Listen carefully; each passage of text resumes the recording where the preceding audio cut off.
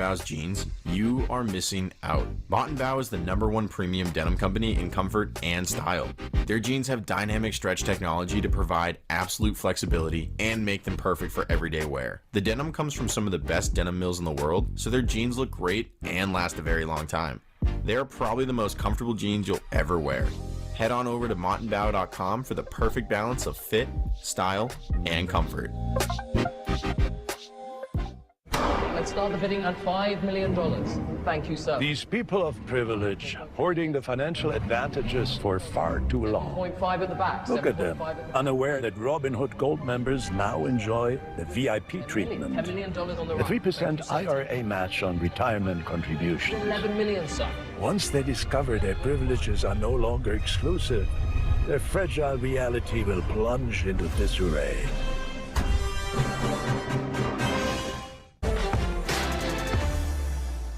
There's no water in the Palisades. There's no water coming out of the fire hydrants. This is an absolute mismanagement by the city. We've got a mayor that's out of the country, and we've got a city that's burning, and there's no resources to put out fires. Wildfires continue to ravage Southern California. Firefighters, they're working their best they can to contain the damage, but there are reports of hydrants being completely tapped out of water and just simply not enough personnel for the job. I'm going to bring in now Zuma Global President Heather Zumaraga and normally podcast host and Fox News contributor Mary Catherine Ham. Heather, let me just start with you because, you know, people are frustrated. I'm in Los Angeles right now. I was standing in line to board the plane. People were coming up to me and telling me all the horror stories here from the governor, you know, and of course, then now they're upset with the mayor. What do you think? I mean, these sort of things happen routinely in California. To be caught this flat-footed is really, it's just really hard. It just breaks your heart.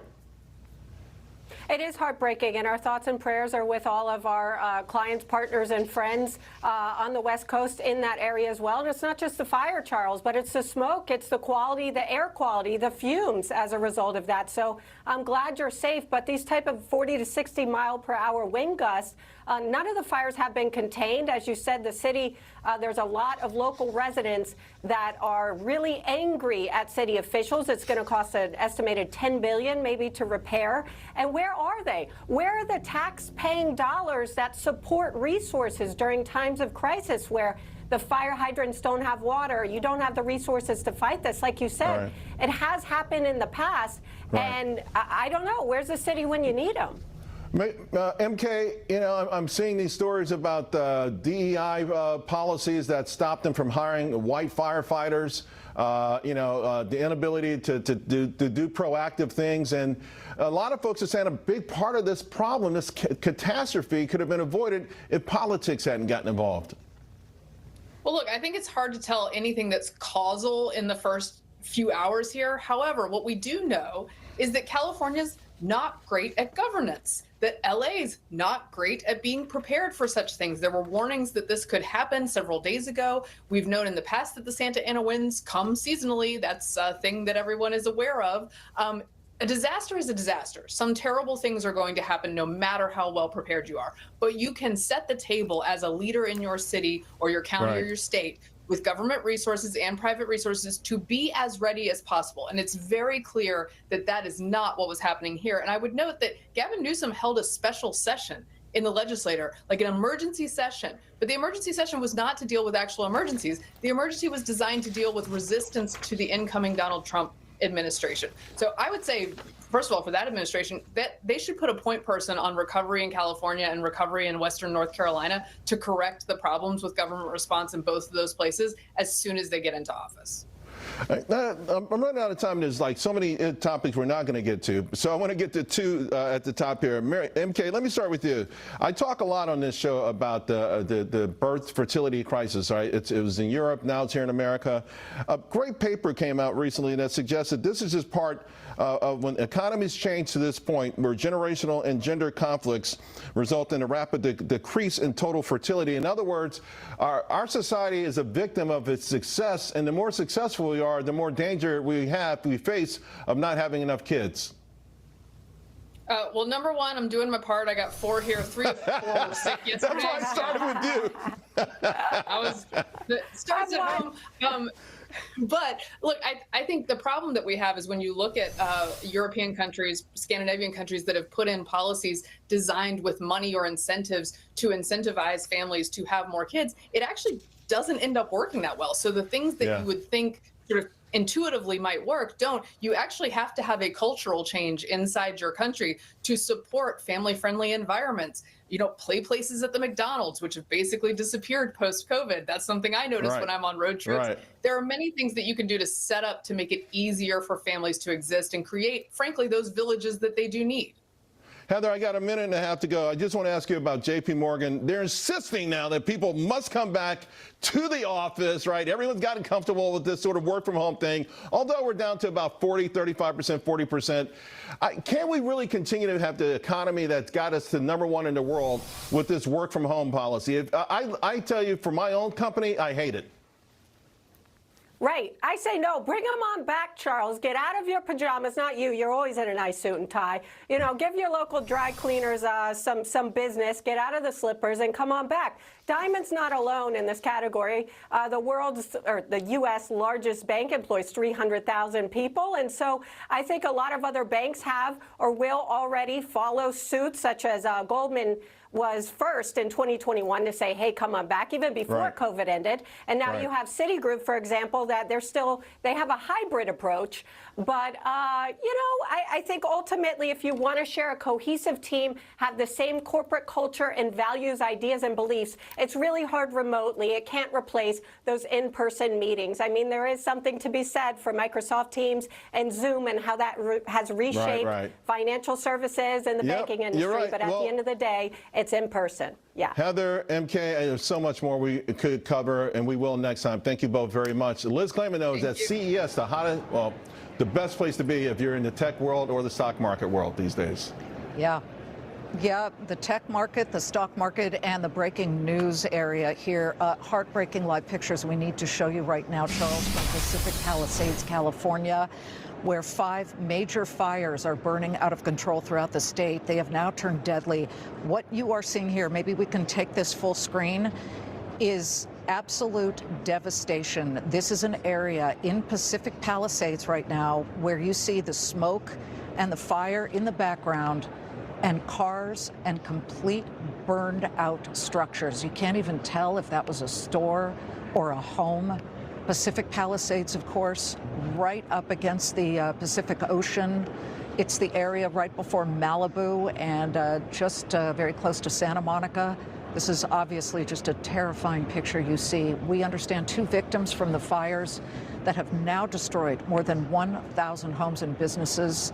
2 dead at the moment. Forecasters say the biggest problem, obviously, is the winds. They have been clocked at 100 miles per hour in the Eaton fire, and they have sent embers flying the distance of up to 3 to 4 football fields, which, of course, then ignites more of the fire. We're going to take you live to our reporter on the West Coast for breaking developments in just a moment. But first, we are also watching the markets very closely here at CES in Las Vegas.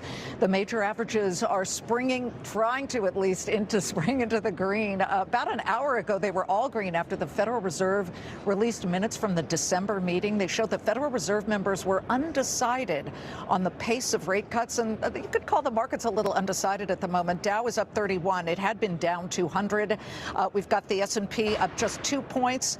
Earlier, it was up 18, low of the session down 34. NASDAQ is struggling here, down about 17 points, but it had been losing about 181 points, and the Russell 2000 down 12.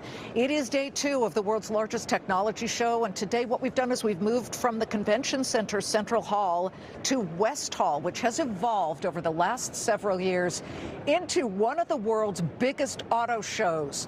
Some 140,000 people rushing in here to see the latest and greatest. But it's not just autos now in West Hall. Aviation has been making a bigger footprint every year. Delta CEO Ed Bastian is about to join us live, fresh off his splashy keynote address at the Vegas Sphere last night. Team Claman Countdown was there. Wait till you see everything that we shot and we got to see there. Virtual parade of partnerships with major brands from Uber to YouTube to top celebrities like the GOAT Tom Brady showed up at the Sphere on stage. Also this hour, SoundHound CEO will demo his new in-car AI voice assistant that allows you to order food hands-free and on the go, now embedded in Lucid cars. That, and we're going to show you something called the Flightboard, the hydrofoil surfboard, hugely popular this year at CES. It's all straight ahead, but let us get back to the devastating wildfires in Southern California. Fire officials there are begging impacted residents to evacuate immediately. You're looking at a live picture from our affiliate KTTV in Los Angeles, and you can see, look particularly to the right part of your screen, how close the smoke and the fire is coming to so many of those structures, and it's already eaten some of those structures. The flame's so strong, it is too windy for firefighting aircraft to fly and drop water. The Los Angeles Fire Department asking off-duty firefighters to return to help. There are 5 major hotspots from the Pacific coast, which includes Malibu, then inland to Pasadena. So this morning, and quite frankly, just late morning, there were only 4. Now there is a 5th fire, the Tyler fire. At least 70,000 people in the affected areas have been ordered to evacuate, 32,500 in LA County alone. But for people that did decide to stick it out, this is what they are seeing in the Pacific Palisades area of LA. Flames surrounding a house there and then pulling down the entire front of it. People have been rushing out, grabbing their dogs and their passports and nothing else just to escape the flames. President Joe Biden just got an update on the unfolding natural disaster. He says he will sign a major disaster declaration. He was there with California Governor Gavin Newsom, who has dispatched National Guard troops to help fight the fires. More than 100 schools have been closed today due to the risk of the fires or the very bad air quality from all of the smoke. Power has been cut by the flames to more than 180,000 people. We need to tell you that Southern California Edison shut down even more for safety concerns. They've cut off the power so that in case another power line comes down, it doesn't start a 6th fire, God forbid. You can see the parent company, Edison International, down 13% at the moment. And people trying to drive out of the area, but having so much difficulty navigating. It's got to be terrifying here. Absolutely terrifying. Speeding away from the flame and the fires. The notorious Santa Ana winds and very little rainfall since early May are being blamed for the quick spread here. Has not seen more than a 1/10 of an inch of rain since early May. This is a house in Malibu on fire. Let's get right now to Fox Business's Max Gordon. He's on the scene in Pacific Palisades. Max, what are you seeing out there? I'm afraid to even ask.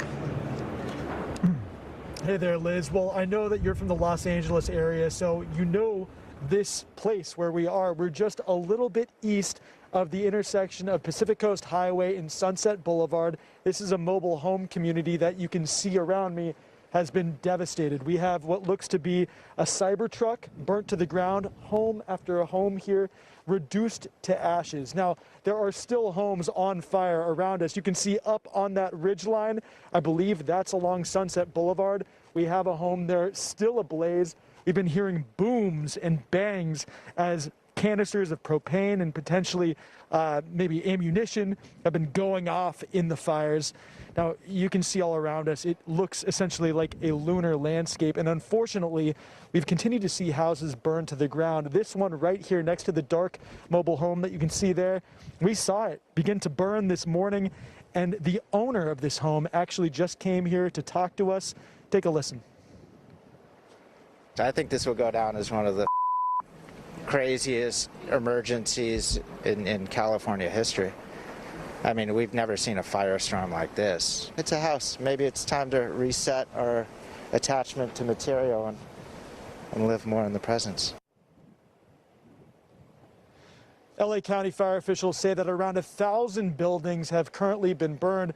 An official assessment hasn't been done, but this fire has now grown to around 5,000 acres. To the east of us, near Pasadena, the Eaton fire has chewed up around 10,600 acres. Unfortunately, 2 people have died in that fire.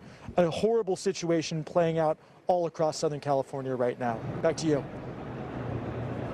I am struck by not just the landscape behind you, but the firefighters, the first responders, Yes. the EMTs. They are rushing to help and save everybody. Max, thank you so much. And by the way, we just want to let everybody know that we're going to keep going back and forth to make sure and get you all the latest breaking updates. But with the fires, it's really just one state away from Nevada. It's a huge topic of conversation on the CES floor. In fact, yesterday, the winds were whipping up the California blazes. They've reached Las Vegas.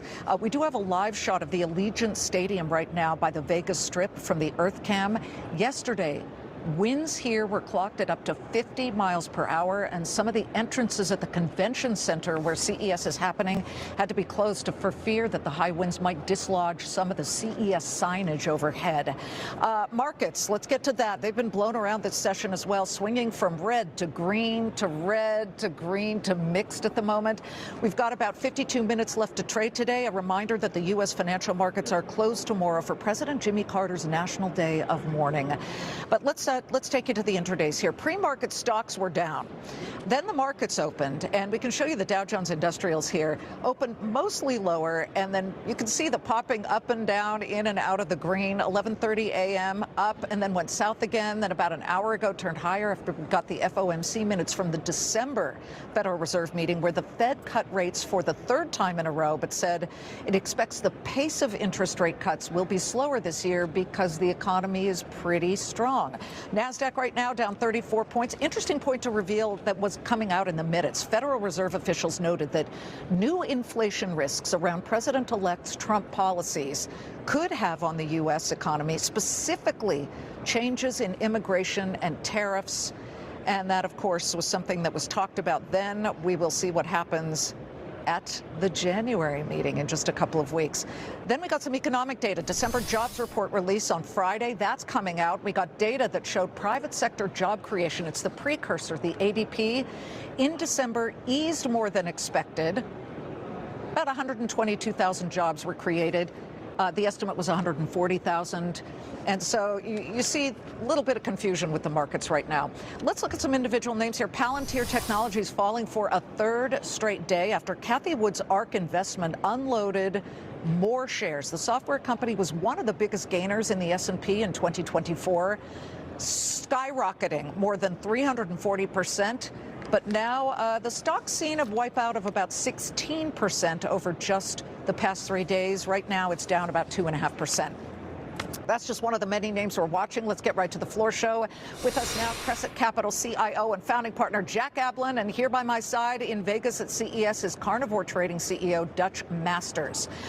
Dutch, I want to just say this. Quantum stocks, quantum computing stocks are plunging on NVIDIA CEO Jensen Huang's comments at the chipmakers analyst meeting yesterday. He did the keynote on Monday. Analysts yesterday, Huang said that, quote, very useful quantum computers are still about 20 years away.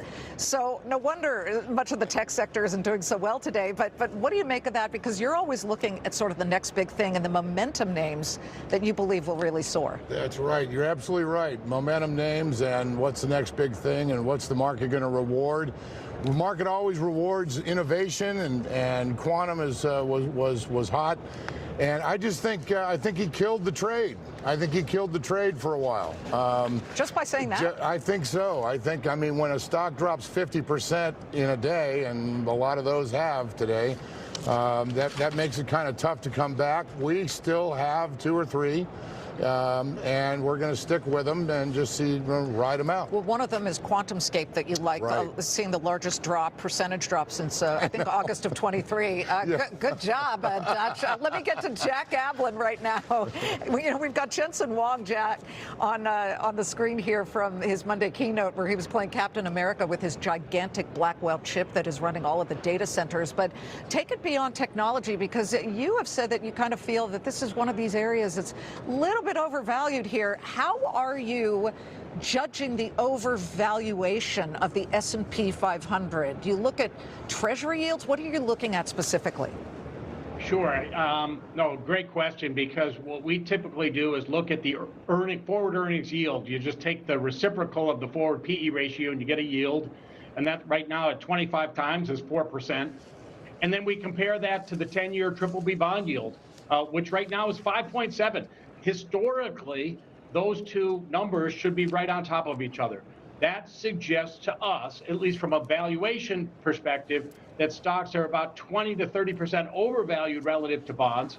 Now, the thing is, as we know, valuation is not a timing tool. You can't say, okay, well, it's overvalued, I'm going to sell. So just like what you and Dutch were talking about, we're watching momentum. So if you've got an expensive market that still has a lot of momentum, continue to ride it. But once that momentum looks like it's slowing down or potentially breaking down, that's our signal to say, okay, time's up, let's move to the sidelines. Yeah, and that 10-year yield about 4.6%, almost 4.7%.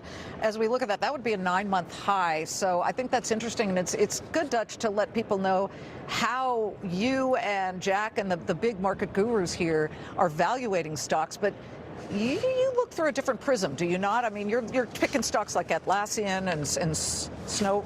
You know, yeah, Snowflake. Just, Snowflake. Yeah, Snowball, Snowflake. Yeah. Snowflake. We like to talk in the old days to individual stocks and individual companies and how well they're doing. And certain sectors are always going to have some wind in their sails, and the best stocks in those sectors are going to do well. You know, you have to look at what the market overall looks like, and Jack is absolutely right. We are still in an uptrend, and until they break that uptrend and break the support line, you know, we're going to pretty much stay long. As you know, we go long and we go short. And the reality is we haven't been short for quite a long time, as you know. So until it breaks down and breaks the support line, the market as a whole is looking still fairly constructive. But we are at a point that's fairly critical. Fairly critical. And so, Jack, it doesn't surprise me that you're basically looking at some of the stocks that haven't run up as much, and they're small and mid caps. You know, give us a couple of names here and how you judge why they should be in your clients' portfolios. Sure. So bottom line for all the stocks that we look at, it's quality. And that means that low leverage. It also means strong cash flows. So for us, Dorian LPG, that's they operate tankers that transport liquid natural gas worldwide. Yes, you know, President Trump has promised to negotiate a peace treaty with Russia. That doesn't come as easily as said as done, and we think that liquid natural gas transport will likely continue. Yeah, and there's always the Fed, Dutch. Real quick on the Fed, you know, we're hearing from Christopher Waller, who of course is the Fed governor, and he had said earlier, basically too soon to declare an end to rate cuts. That's positive, is it not? Real quickly. That's right. Yep, and we do have a stock that we like in these difficult times. It's Boston Scientific, and it's quality, just like Jack said. Gotcha. Thank you so much. Thanks so guys. much. We've Good got to our see eye you. on the wildfires in California. We're going to get you updates throughout the hour, and next we're on the move from the broadcast tower here at CES down to the 1.4 million square feet of floor in the West Hall, which may as well be called the Vegas Auto Show. 250 vehicle tech and advanced mobility companies exhibiting here. Up next, we'll show you the first full windshield holographic display for cars brought to the world by Hyundai. The Claman Countdown coming right back.